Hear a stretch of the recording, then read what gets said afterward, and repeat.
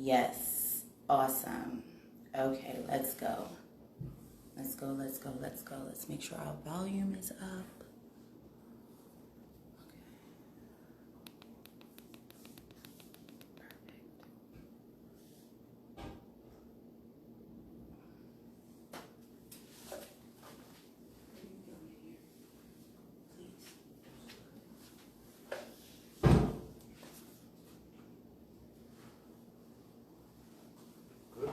Yes, it's on and live. Thank you.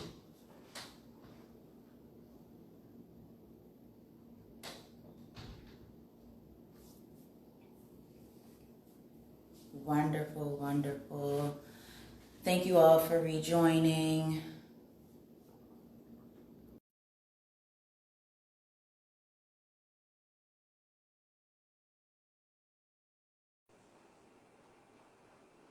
Hi. Hello. Hi. Thank you so much. Thank you for your patience, patience. Yes, that's right. That's my name. I was having a bit of technical difficulties. Thank goodness for my husband and his phone. I was able to just log in from his Okay. phone, but for whatever reason, my phone is being a little special. I guess I shouldn't sit it in the sunlight.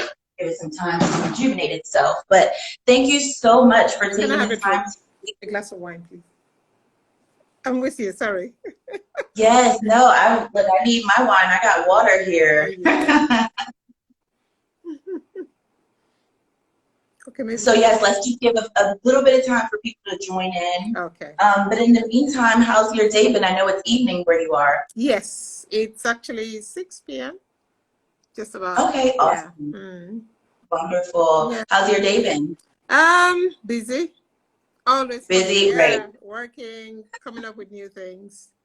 And yeah. Exactly. And it's like the world has stopped, but I find that I'm the busiest I've ever been. Actually, we haven't The, stopped. I mean, we've been busier than before. the world has been told to stop. How Yeah, about for that? us, or maybe that's not fair, though. Well, look, we all choose our paths, and I'm glad to be on the path with you. Thank you. So let's just get started. I'm super excited to have this discussion with you. Thank you so much for participating in African Fashion and Focus. Thank you. We are delighted to work with you in a few ways. You are featured in our initiative with Kayeye Women, in our capsule collection that we are developing there. And then Right. you yourself are just an amazing powerhouse. So please, if you could just share a little bit of how you started as a fashion designer and what led you to where you are today briefly, because I know that there are a few key questions I can ask, but Okay. mainly just the beginning. How did you, what inspired you, what sparked the interest, and what was your first, I guess, attempt at being a fashion designer? Well, I think I went into fashion by out of curiosity. I actually I'm a textile artist. I studied textile design and technology. So, but fashion was a bit of a mystery to me. How a flat piece of fabric became a three-dimensional piece. And I read a lot of books and I experimented a lot. And I just love complicated things. So I wanted to invent a lot of things. And I don't know how I started as a bored housewife, raising my kids. And when they went to school, I just played with fabric and tried to form things. And it was all making sense. And then whatever I wore, people would ask me, "Oh, I love this. Where did you get it?" Of course, there's no such thing in the market because I just came up with it. And I just learned the basics, how to study a pattern, how to cut a pattern. I, I think 2 days, a friend just showed me the little details and how to measure. And it just started from there. So when the kids went to school in Belgium, I would start making things. And as friends liked it, Right. I made for a friend, and then I made for another friend. Then we had tea parties, and they said, "Oh, we're going to have a fashion show today. Patience, you're going to do fashion." And I will do the things, and they will place an order. And everyone just thought I could do all. So I never declined anything. So every new thing was a new learning process for me. So, but in the end, I had to go to, to sort of formalize what I knew I knew. So I went into a Yes. school in Belgium to learn, to be sure that I knew what I thought I knew. And I didn't bother doing the whole full stretch. I just did crash courses, 6 months in pattern cutting, 6 months in learning how to use industrial machines, 6 months in computer aided design, and then a bit of interior decoration. 2 years in total. And that was it. I was done. Wow. You are impressive. You are a superwoman. And so I recently heard, I don't remember who said it, but I recently heard someone say that haute couture actually originated in Africa. And you, based on your story, you sound like the embodiment of haute couture and bespoke, right? You were customizing, doing one of a kind pieces for fun, just because you and your friend, Yes. you had the space to create, and you created the space to create.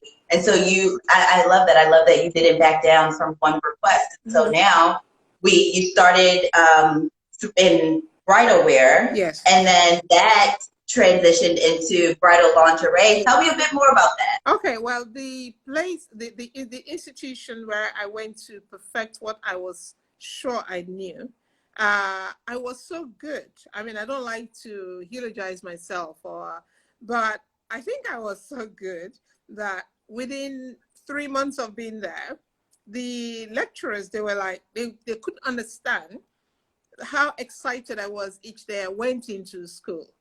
The others were like, it's like they were dragging their feet to learn. But here I was. I mean, the days were too short. And when I went home, I wanted the following day to come very quickly. Then within 3 months, I was coming up with the most complicated couture pieces that I was putting together. Then they contacted a real couture house that made dresses for the royal family of Belgium. And they contacted the owner and said, look, there's somebody here that we think you should meet. This girl is a gem. So they arranged everything, and they asked me to go and see the owner of this place. I didn't even know. I went there, and they said, oh, would you like to do some formation course? I said, I was so intrigued when I entered. I said, my God, look at all this beautiful fabric. I was like, I think they dumped me in the candy store. I was so happy, happily said yes. I said, I don't need any money. Just let me stay here and play. So I did about 3 months. By the 4th month, the owner of the place said to me, we would like you to work for us. And then I saw them condemning other people that had been there for 2-3 years, using me to compare them. You know, they spoke in Dutch. And of course, I spoke and understood Dutch, which my colleagues didn't know. That I knew what they were saying. They were really and I was feeling bad because I don't like anyone hurt. I don't like anyone to really suffer hurt, especially because of me. But in the end, some people were laid off because of me. And that was really painful for me. So I stayed on, and within a very short time, I was touching some of the most delicate and most beautiful fabric in this world and enjoying it all. And the owner could see, but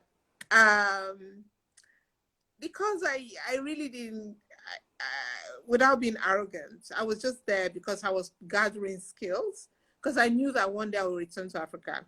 And I wanted to come back to Africa with something very special at some point, because they saw that I don't know, some sort of envy came in. I was the only and the first ever Black person to had been allowed into that company, and that became a problem for the owner. So all the workers ganged up, and they were actually going to stop coming to work if I wasn't released from the company. So she spoke. She spoke to me and said she's having a problem. There's mutiny because of me. So I said to her I would leave. So, so I left. But lingerie had always been my passion. All of that I did there was touching and doing real couture pieces, because the word couture is really badly used, I feel. People easily classify their work as couture. You don't classify your work as couture. You have to be awarded that title. Your work have to speak for itself. So, Yes. and everyone also say, oh, we're a sustainable company and all of that. I mean, I just look at, I mean, like, I don't like to talk anyone down, but these words are too loosely used, and that is extremely wrong. Exactly. So, I agree. when I left that company quietly, from one day to the other, between myself and the owner, she knew. She thanked me for making a choice painfully for her. I started playing with lingerie. I now started experimenting on lingerie because I felt I knew everything I needed to know in dressmaking. So it was time for me to do my lingerie. So I started dabbling into that and just reading lots of books. I mean, I learned lingerie, first of all, from books. I studied a lot and practiced and practiced, and I started seeing all the details. Then that was where my textile skill came into play, because with lingerie, you're working with elasticities, and every fabric is of a different composition. So when there are compositions in clothing, they are not just there for the fun of it. It's for when someone is wearing, there must be a reason why they are the same size. One fits better than the other. It may be that there is just maybe 2% of a certain composition that is in that fiber that makes the garment more comfortable or less. So all this, I started learning, I started understanding why the bra from one company fits better than the other, because I started studying compositions and then going back to my textile books. In the end, one young man, he saw my passion, and then I said, I just prayed to God to give me access to where I could actually see lingerie being made, and then lingerie being the most secretive segment in the garment sector. It was supposed to be very difficult, but somehow it fell in my laps again. I met You're lucky. yeah, somehow I was lucky. You are very blessed. Yes, a young man, somehow, I don't know, it was from a store that sold all accessories for garment making, the biggest wholesale supplier in Belgium. I went in there, met this Moroccan guy. I just told him, I really want to do lingerie. I was seeing components in lingerie in this huge warehouse, but I didn't know how they were put together. So he gave me a name of someone, and he made one phone call. This young man who is from Turkey, he just welcomed me and told me where he worked. So I made a phone call to the owner of the place and said, I would love to come and just look around and how these things are put together. Only for me to be allowed in, and the lady asked me, why do you want to do that? I said, because I'm an African, I want to go back to my continent, but I want to take back to my continent something that we don't have, so that one day we will be an address. And with that, she was comfortable. Then she allowed me into this small atelier that produced. There I was hearing phone calls coming in, the Vogues and all those people, they wanted to give an interview, and then they were making lingerie for the Belgian royal family, and they worked with silk. Everything was silk. Everything was handmade. That was where I saw real intricate lingerie that is not something for heavy duty use. And that was where I also understood that, yes, there is lingerie and there is lingerie. And in this atelier, they made T-strings, the T-string, just a rope at the back, and it was selling for as much as €350 for a T-string. And they couldn't produce fast enough. Wow.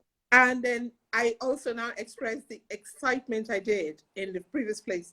Then her husband, and they started watching me. They were not comfortable because I was too excited, but I was not allowed to touch anything. Yet again, I was the only dark-skinned person there. I was allowed to only learn by looking, but I wasn't allowed to practice anything. And that was fine by me. I could learn by looking. I Wow. memorized with my eyes. I just photographed everything. I'll get home and I'll start practicing. So one fateful day, I just said to them, I said, please, can you just allow me? I see that you guys have all this delivery and there's not enough hands. Let me just put together a bit of the T string. Let me just prepare part for it. That day I prepared 35 T strings. And they were all perfect. At that point, the lady called me to her office. She then called me to her office, the owner. She said to me, again, asked me, staring at me, eyeball to eyeball, what are you doing here? I said, I'm here to learn. I just want to understand. I love lingerie too much. And she goes, I don't want you to, can you promise me you will not set up a factory in Belgium? I said, no. Then she goes, you're going to have to sign that you are not going to be my competition in Belgium. I said, I don't know what you're doing. You've not allowed me to even practice. She says, well, Right. that's the problem. You know too much. I was surprised. I signed on this piece of paper. I had to sign on the tissue paper, on a serviette, en fait. I signed on a serviette to say that I will not set up factory in Belgium, that I don't intend to be a competition to her. So I left. The following week, I was stopped. The following week, I went there. They said they didn't want me there anymore. So in total, I spent less than 2 weeks in her factory. Just by looking, she was threatened. So I left, and the same young man who asked me to call that place now directed me to an elderly woman and said I should go and see the elderly woman. So when I met the lady, she then told me that this lady started with her.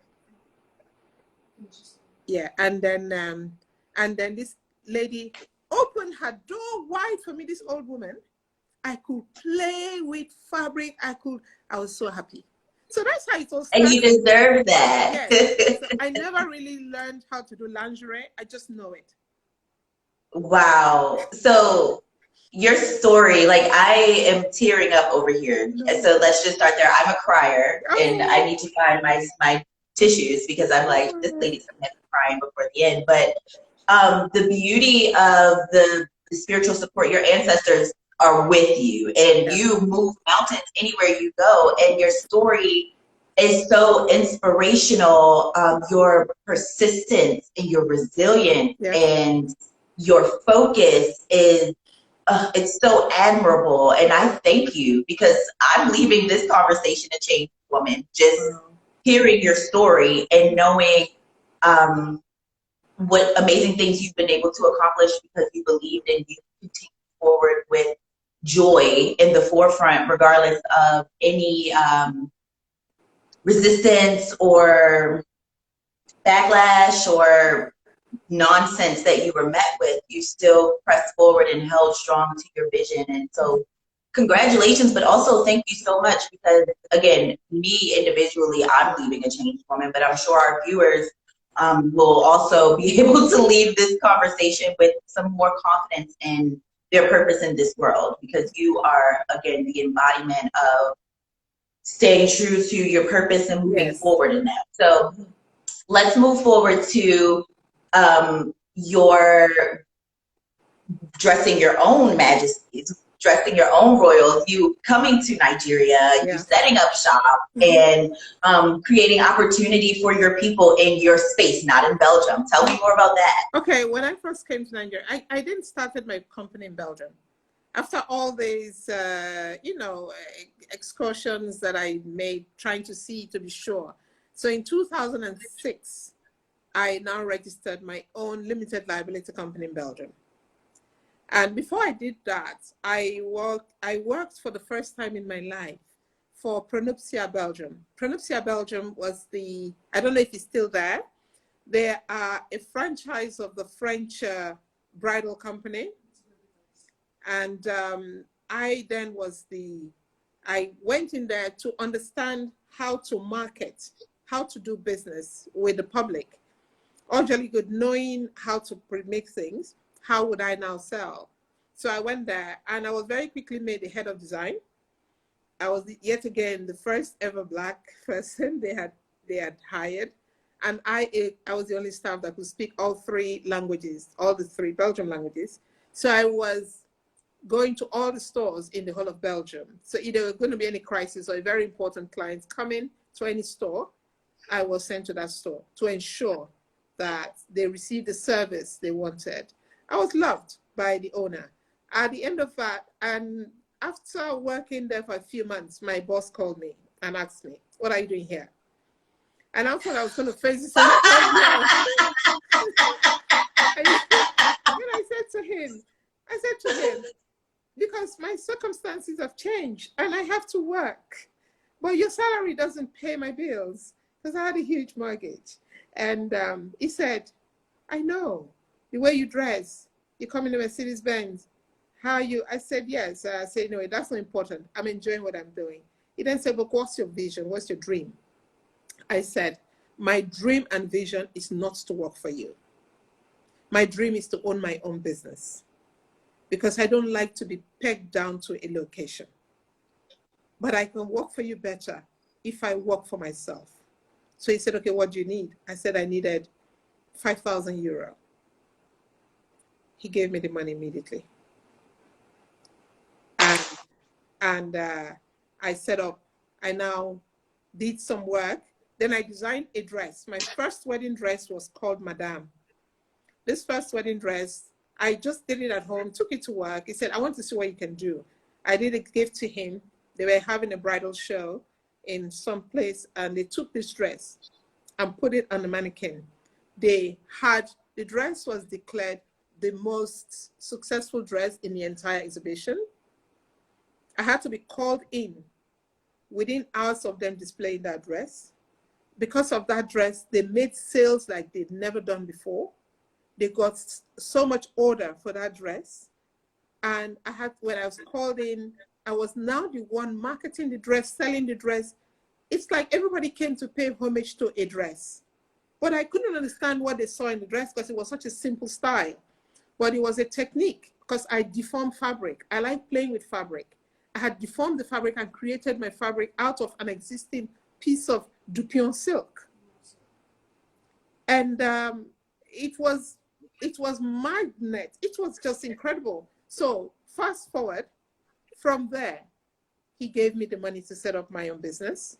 And that dress was the number one dress they wanted.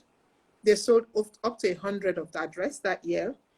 They now revealed this information to all the other pronuptias all over Europe. Within 3 months, I was in Switzerland, supplying to all 5 stores in Switzerland, Austria, Germany, France, 7 stores in France, from Nice, Bourg-en-Bresse, Montpellier, Lyon, everywhere. My dress was just the one dress called Madame. So that is how my business started. It was the dress called Madame that started me off. Then, listen, so wow. Within a few months, I now introduced bridal lingerie. I didn't want to do the conventional everyday lingerie because there was enough in Europe. I mean, there's no way I would have succeeded because I was still a learner in a sense. But I introduced the bridal lingerie because I realized I was lacking. You know, people would buy dresses and then the bridal lingerie was so boring. I mean, if I were a man, I don't think that would have turned me on at all. So, so I introduced that into the game and it was successful. So within a year, I started a business with 8,000 euro. The minimum you could start a limited liability company in Belgium at that time was 8,600 euro. Within the first financial year, we had made over 100,000 euro with just myself and 2 staff. So with that success, I chose to come back to Africa.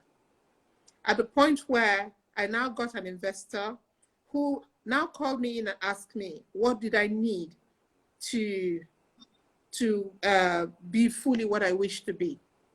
I told him that my dream and vision was to be a store alongside all the biggest brands in the world in Boulevard Waterloo in Brussels. And I wanted to be not far away from the Armanis and from the Dior's on Boulevard Waterloo. They now set out looking for a building for me. They were ready to invest. The rent of the place we found was over 100,000 euro a year. And that was nothing.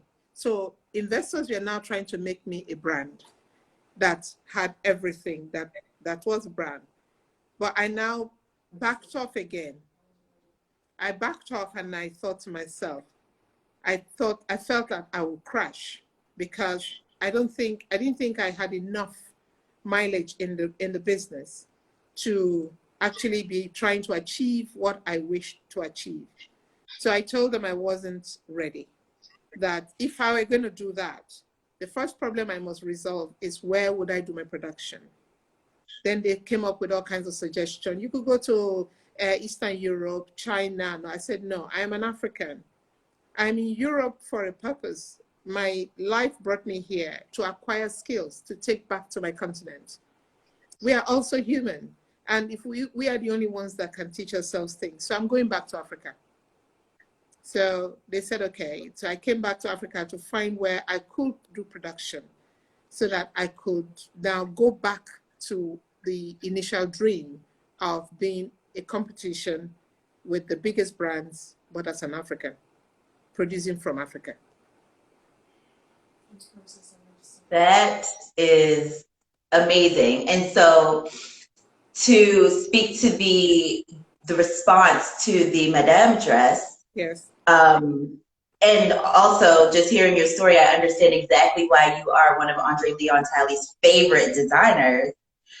Tell me more about your connection with Andre Leon Talley and how that grew and all that it entails, because I know that's a layered relationship, which also opened some amazing doors for you that are directly in alignment with what your vision was. So please share with us how that came about.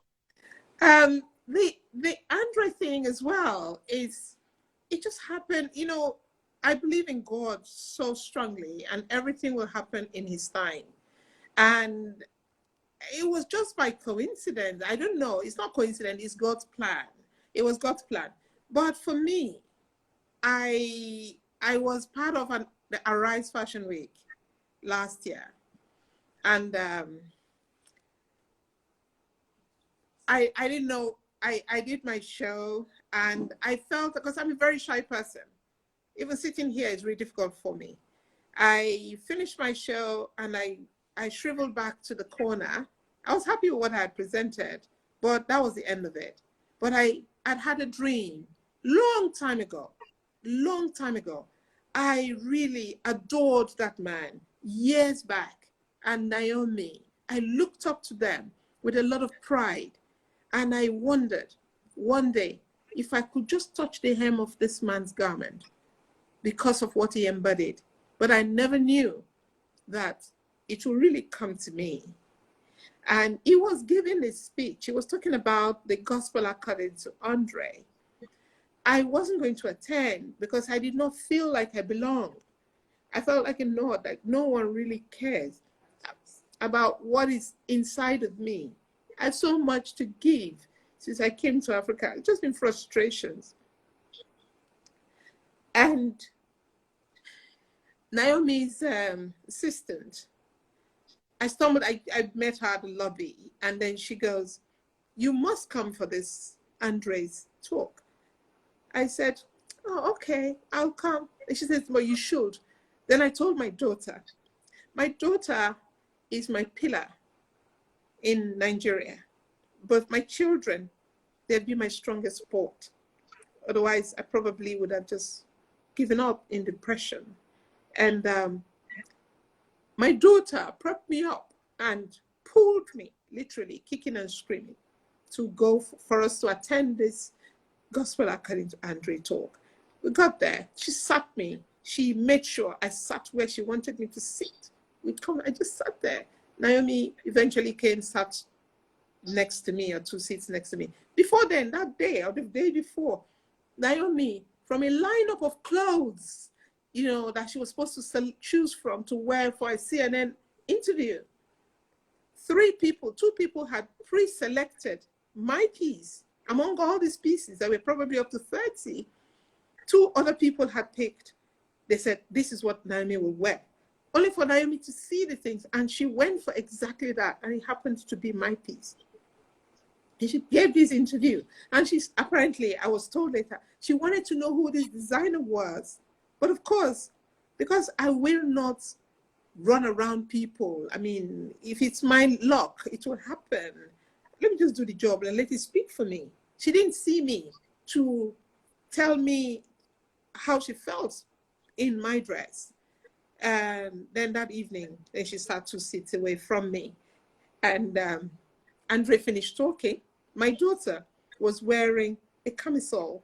We play with laces a lot.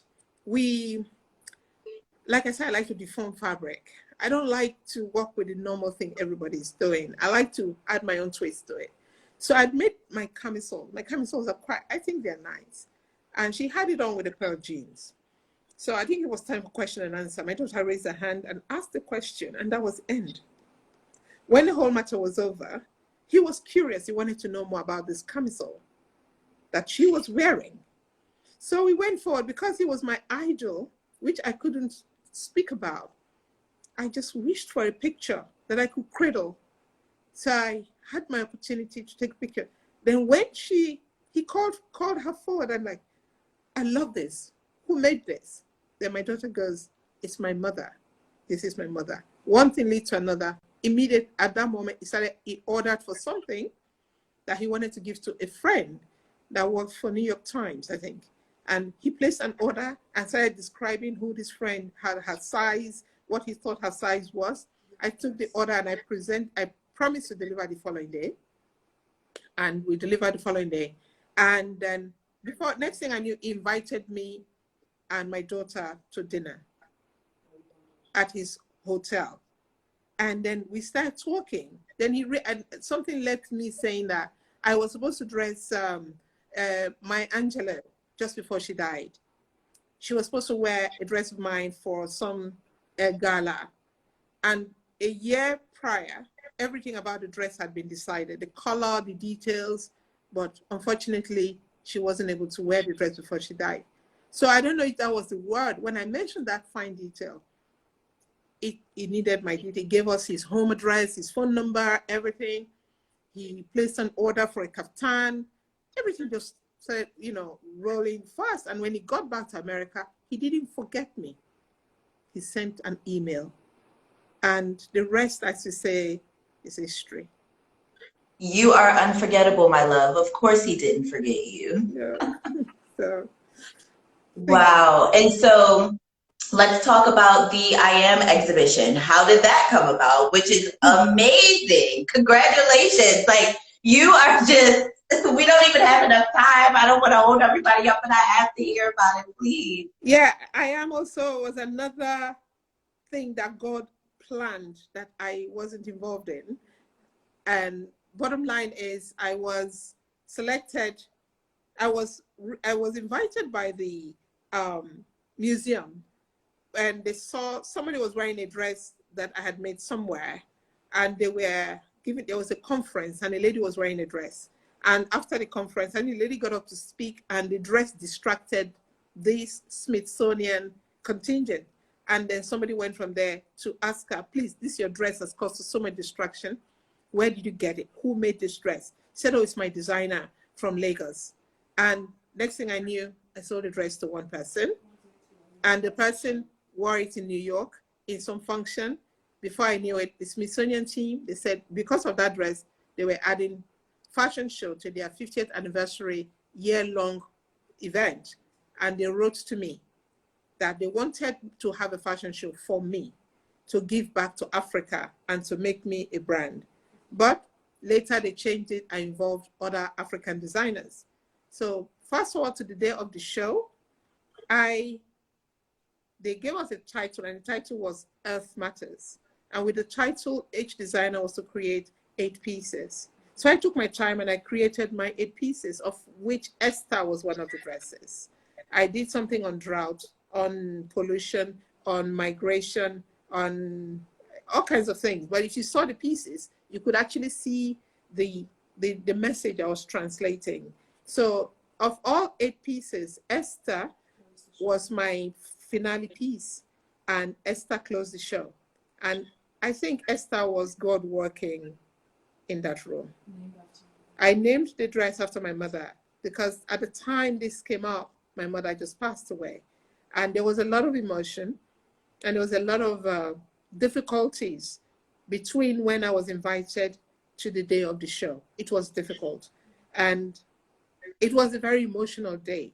When the show was over, the museum approached me that I should not leave, even though I had gone on my own because of all the complications that happened prior. They invited me to stay back. We had a meeting. They said they wanted to acquire the piece, that they wanted to buy the piece. They were not going to let go.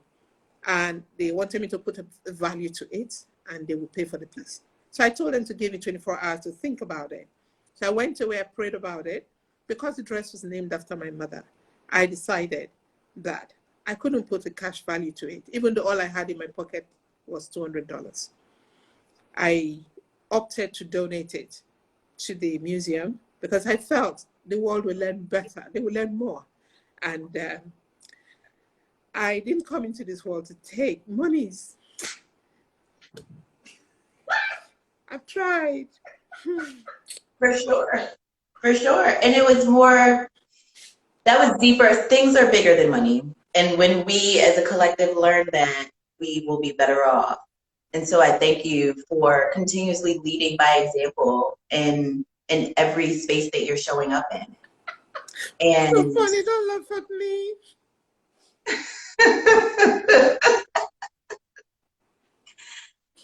Oh, it's all right.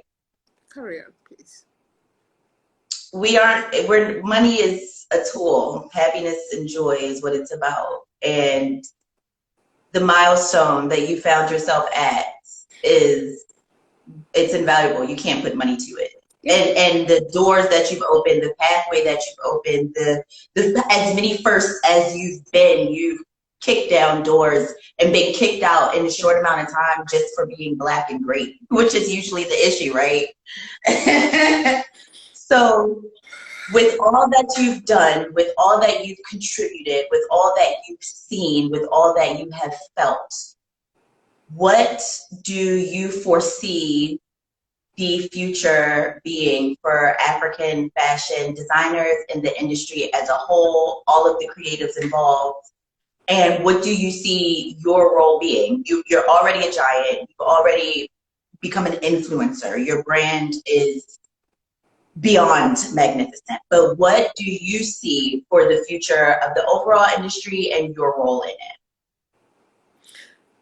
I just feel that the most important thing that I feel Africans should do, you must only get into this fashion business if it is something that you are convicted to do. Don't just jump into it because you think it's a quick fix, and that is what gives us bad press. Because a lot of people, when you are doing fashion, even if you choose to do fast fashion, try and make it as refined as possible. Finishing is the biggest issue. And people are quick to classify their, domestic tailoring as a brand. And then they get themselves mixed messages. They confuse themselves. So they feel like, then they latch on to things that, I will never talk anyone that everyone is doing the best that they can. I feel people should just stay within the box that they feel that they are comfortable in, and they must go into it with absolute conviction. If they need help, they should seek help for specifics, not today this person is sewing with Ankara. Like now, I'm doing something that no one is doing. I'm aware of that in Africa because it's very difficult to do. And But tomorrow you will see someone else who, some people are good at paying for influencers, just pushing, forcing, buying followership just to feel good with themselves. Nothing that is borrowed is sustainable. Let everything you do be organic. People should grow organically. Stay on what you are good at. Stay within what you think will outlive you. Have the mindset that you are not doing this. If you put money first, the money will elude you. You have to Yes. you have to be passionate about it and put your heart to it. You will get your reward. But also, I must warn people, good things don't come easy. And since moving back to Africa, I know the hurdles, but I refuse to give up. It's been a 20-year journey. Some people want to do it in 2 years. I started all of this in the year 2020. I mean, 2020, the year 2000. That was when I first went into that institution to learn, to be sure I knew what I knew. That was the first year. But some just come to me. I receive messages, some saying, I want to build my brand. When they talk, I don't try to dampen their bubble. I just leave them talk. But if they have the opportunity to come around me, they know very quickly that they are beginners.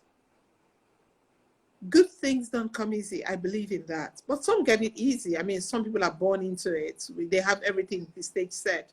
I have faced hurdles that are very difficult to surmount. But I'm here today, and today is very interesting. It's interesting, all the things that are falling on our lap. I just pray that as we have all of this, we should help each other. Those that know what to do to move it to the next, let it be so. I just going to do what I do. The only thing I enjoy doing is create. And that's the only thing I do now. My daughter handles the rest. I love that. And your daughter is a gem. Thank you to her for communicating with me and organizing things that we needed for this discussion. Right. I am so grateful for you taking the time out, and I could talk to you all day and just listen to your stories. I thank you so much for your contribution to life. Thank you. You are phenomenal in so many ways, and it is an honor to work alongside you with African Fashion Foundation in the ways that we do. And I'm looking forward to creating more magic, miracles, and opportunity alongside you. And thank you. Continue to enjoy your evening. If you have anything else you want to say to our viewers, please. If not, I won't take any more of your time. Well, what else do I have to say? I'm sure they've said, if they know how to reach us. If they have any questions, I don't have all the answers. I will just answer what I know and help anyone I can, especially designers. If they need advice, I don't have all the answers again. They should reach out to me. If they need me to teach them on how to solve a specific problem, if I have the solution, I will. Even if I have to give them material, I will. They should. Feel free to reach me. Thank you so much. Thank you for that. And on that note, we are also developing a mentorship program through AFF, so we can talk about that more if that's something that you're interested in. Yes, very much. Thank you so much. Thank you. Have a beautiful evening. You too.